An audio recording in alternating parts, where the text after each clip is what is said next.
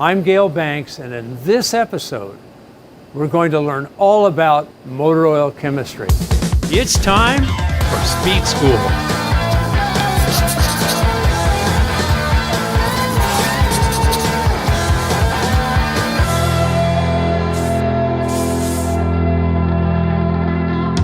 You want your molecule very saturated so it protects from oxygen attaching on to the backbone of that molecule. Yes. So this is just an example of a carbon, a very basic example of a carbon backbone. This is a single molecule carbon, and then it wants to attach to hydrogen, and there's 4 spots to attach on. Yes. And this is methane gas, but it's a hydrocarbon gas, and it's an example of a saturated molecule. This is saturated with hydrogen.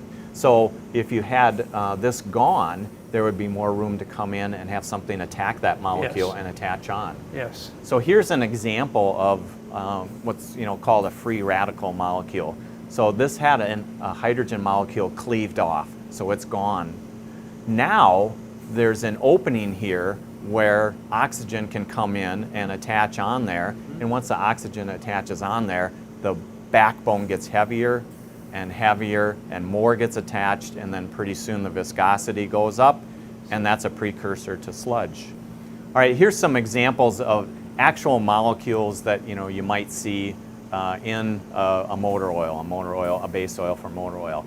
So this would be like a normal paraffin straight chain. I know paraffin sounds like wax, but it's just a term in chemistry that's Yes. used for a straight chain carbon molecule. And this is an isoparaffin, so it's just a branched hydrocarbon that's pretty much saturated, and it just branches off, and it has a little bit different properties. So those are just a couple examples of a kind of saturated molecule. This is a different structure. This is a naphthene, and naphthenes are used not in motor oils really, but they're used in other lubrication applications. And it's an example of a structure that's fully saturated, so we've got hydrogens all the way around there. Yes. And so it's very stable. It's got some good properties and some not so good properties. And because it doesn't have good properties for motor oil, we don't use it in motor oil. Looks like it's got an oxidation opportunity right there. Yeah, so good question. Molecules, and we looked at the saturate level, above 90%. 90% doesn't mean 100%. And 95% doesn't mean 100%. Yes. So there always are little pieces of the molecule where something was cleaved off or we didn't get a hydrogen attached to that. Yes. And then it's susceptible and open. This would be where oxidation would start. Got it. And there's no molecules out there where oxidation doesn't eventually take hold and get us. It's just degrees. There's just better ones. Right. Yeah. Right. Okay, so here's an example of an unsaturated molecule. So this is bad. This one leaves a lot of room for attack of oxygen onto the base or the backbone of it. So we're going to introduce some of this chemistry stuff. This is a double bond. So this carbon can only have 4 attachments. So there's 2 of them here, 1 there and 1 there. So we can't get another hydrogen on here. Because double bonds are really strong, it changes the characteristics of the attachment of the other molecules, making this generally kind of unstable. So it wants to react with things. And of course, oxygen would be one it would love to react with. Yes. Come, bring it on, Yeah, oxygen. yeah. And then it's going to get in and attach onto that surface because of the strength of this bond, and then what that double bond does, because it doesn't have good blockers out here. Yes. We need more hydrogen blockers. Yes, got it. All right, now I'm going to switch and talk about a very special base I hope oil. you guys are ready for this. This is a big one. Yeah. So this was the group 4 base oils that we talked about. So they made a whole category, group 4, just special for polyalpha olefins. Because they're so good in terms of their molecule characteristics and the properties that they impart, for motor oils, and then a number of different other lubrication products. So this is a pretty complicated structure here. I'm not going to go through the whole thing, Gale, but what the big thing is we're looking at, we got saturated molecules all over the place.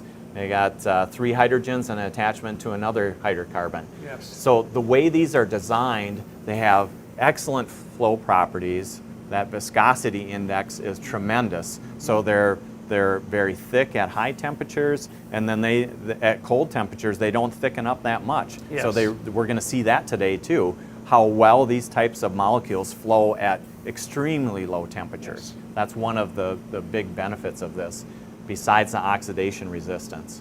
So the one thing I wanted to point out here, this is a standard polyalpha olefin, that's used in the industry. Yes. And this is one that's uses a metallocene catalyst to create the molecule. So it's a little different way of creating the molecule, and it cleans up some of the sites on the molecule. So it's got slightly different foam properties and some different viscosity index properties and a number of things that we really like. So Yes. just two examples of that group 4 fully synthetic, and this is chemistry. Only. Yeah, Yes. it's synthetically It didn't reacted, come out of the ground. did not come out of the ground, Right. and this is a very clean molecule. So what specifically is an olefin? Yeah, so it sounds like a fancy name, Gale. It is doesn't a fancy name. Yeah, it must Yeah. mean something very specific. Yeah. It's just a chemical name that talks about a specific structure of a hydrocarbon. So it's nothing more than that, but it's the basically how the backbone is structured and put together, and it's just olefins. They start with a linear alpha olefin, and then you branch it and react it and goes to a polyalpha olefin, just meaning a lot of olefins A lot together. of them. You've just said something about a specific usage of the metallocene material. Yeah, the metallocene materials are newer, and the industry wants to go to metallocene materials because it's a very cost-effective way of making polyalpha olefins. But the benefits that come with that is it improves properties specific to like foaming, Yes. and viscosity index and other things. So it's an improvement on the standard polyalpha Yes, olefin, got it. and so this would be version 2.0 Yes. of